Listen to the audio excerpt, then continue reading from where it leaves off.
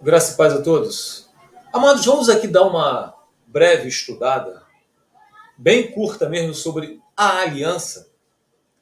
É porque existem pessoas no nosso meio que não entenderam o que é uma aliança.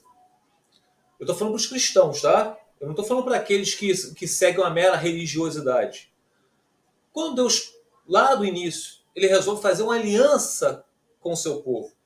Ele tirou Abrão de uma terra, do meio da sua parentela, e prometeu a Abrão uma terra que emana leite e mel.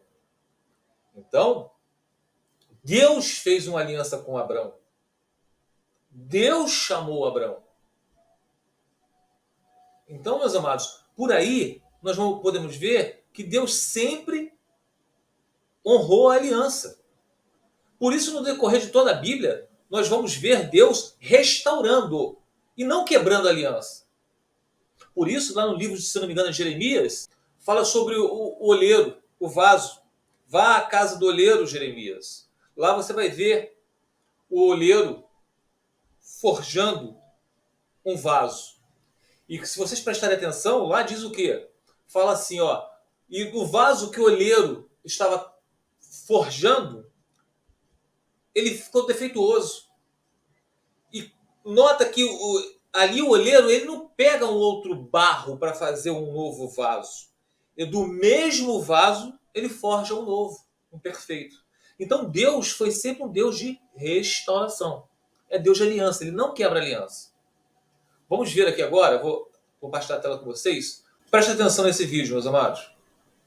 O povo de Israel está no meio do nada e acaba ao pé desse monte chamado Sinai. Aqui a presença de Deus desce dramaticamente sob a forma de uma violenta nuvem de tempestade. Mas vamos parar por um segundo e falar sobre esse conceito da presença de Deus, porque ele é muito importante para o resto do livro. No início da Bíblia, no Jardim do Éden, a humanidade estava na presença de Deus. Eles tinham essa relação próxima com ele e isso era bom. Mas a humanidade se rebela e a relação é rompida e o acesso à presença de Deus é perdido.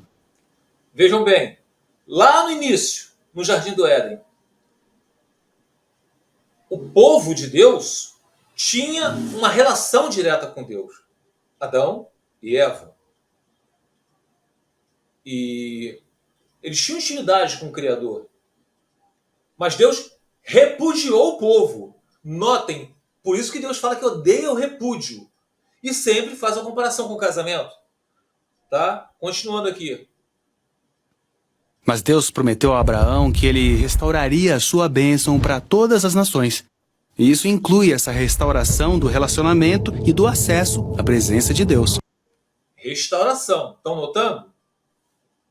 Então no Sinai a presença de Deus agora está aqui diante deles e na verdade é algo assustador.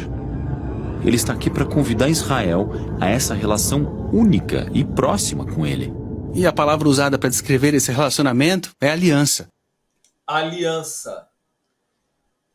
Devido ao pecado original no Jardim do Éden, onde Adão e Eva tinham a presença do Criador, Deus repudiou Adão e Eva, expulsando-os do Jardim do Éden. Assim acontece no casamento, quando Deus endurece o coração de um dos cônjuges. Se o descrente quiser ir, deixe-o ir. Mas Deus quebrou essa aliança? Não. Tanto é que continua estudando lá 1 Coríntios capítulo 7, fala o quê? Como sabe se você salvará seu cônjuge que é descrente? Nós não temos poder para salvar ninguém, mas o Criador tem. O Criador nunca quebra a aliança.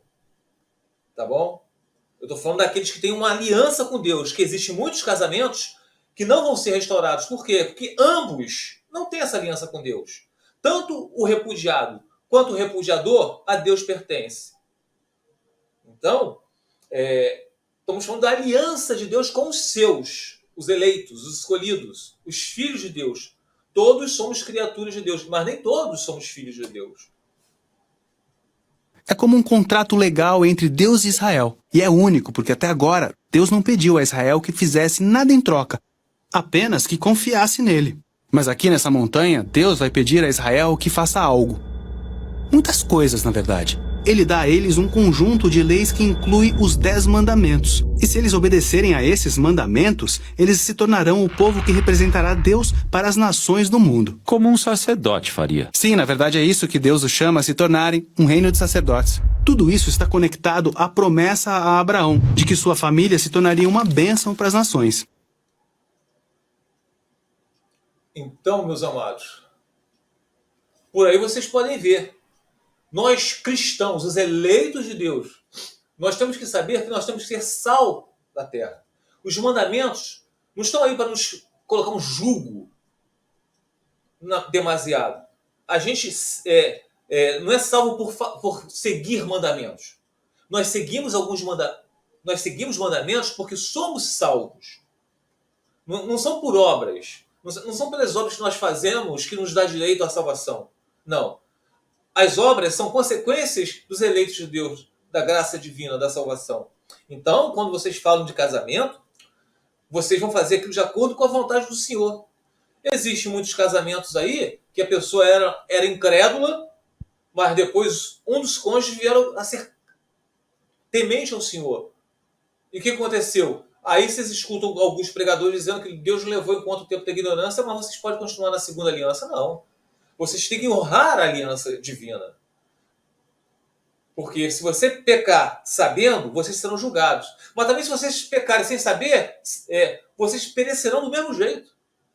Pecado não deixa de ser pecado. Eu separei aqui para vocês sobre a aliança. Vamos ler aqui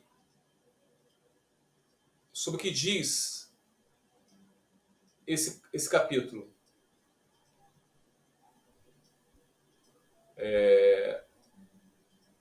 A aliança. Depois Deus disse a Moisés: subam o monte para encontrar-se com o Senhor.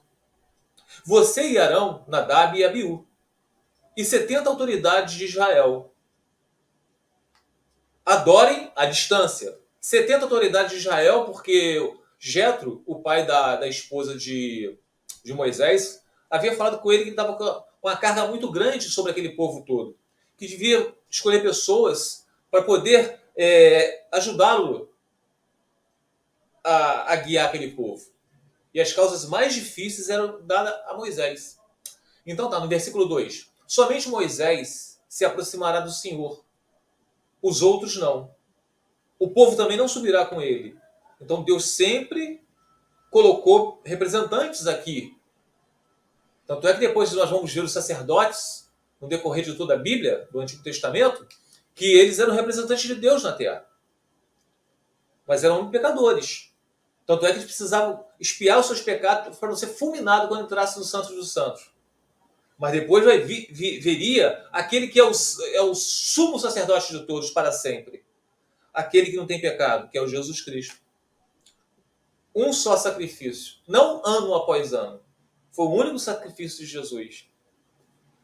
Versículo 3. Quando Moisés se dirigiu ao povo e transmitiu-lhe todas as palavras e ordenanças do Senhor, eles responderam em uníssono: faremos tudo o que o Senhor ordenou. Olha só, eles prometeram que fariam tudo o que Deus ordenou. Isso está em Êxodo, capítulo 24, versículo do 1 ao 3. Então há uma promessa do povo que fará tudo aquilo que o Senhor ordenou. Aí eu te pergunto, alguém obedeceu essa promessa? Não, ninguém. Porque não há um justo sequer, não há ninguém que busca Deus. Porque de todos os mandamentos, se você quebrar somente um, você é responsável por ter quebrado todo ele. Por isso que a lei mata. A lei só acusa. Ela não salva. Ela é perfeita. Você não saberia o que é adultério se não existisse uma lei dizendo não adulterarás. Continuando aqui. O povo, ao ver que Moisés demorava a descer do monte, juntou-se ao redor de Arão e lhe disse: venha, faça para nós deuses que nos conduzam, pois a esse Moisés, o homem que nos tirou do Egito, não sabemos o que lhe aconteceu. Respondeu-lhes Arão: tirem os brincos de ouro de suas mulheres, de seus filhos e de suas filhas, e tragam-nos a mim. Todos tiraram os seus brincos de ouro e os levaram a Arão. Ele os recebeu e os fundiu, transformando tudo num ídolo, que modelou com uma ferramenta própria, dando-lhe a forma de um bezerro. Então disseram: eis aí os seus deuses, ó Israel, que tiraram vocês do Egito. Tiraram toda a honra, toda a glória do Senhor, colocando que foram aqueles deuses que tiraram eles do Egito. Olha o coração corrompido. Vendo isso, Arão edificou um altar diante do bezerro e anunciou: amanhã haverá uma festa dedicada ao Senhor. Vocês podem ver que Arão, o irmão de Moisés, edificou um altar diante do bezerro e anunciou: amanhã haverá uma festa dedicada ao Senhor. Arão se deixou corromper com o mundo, com o povo. Ele não foi fiel ao Senhor. Arão ficou com medo.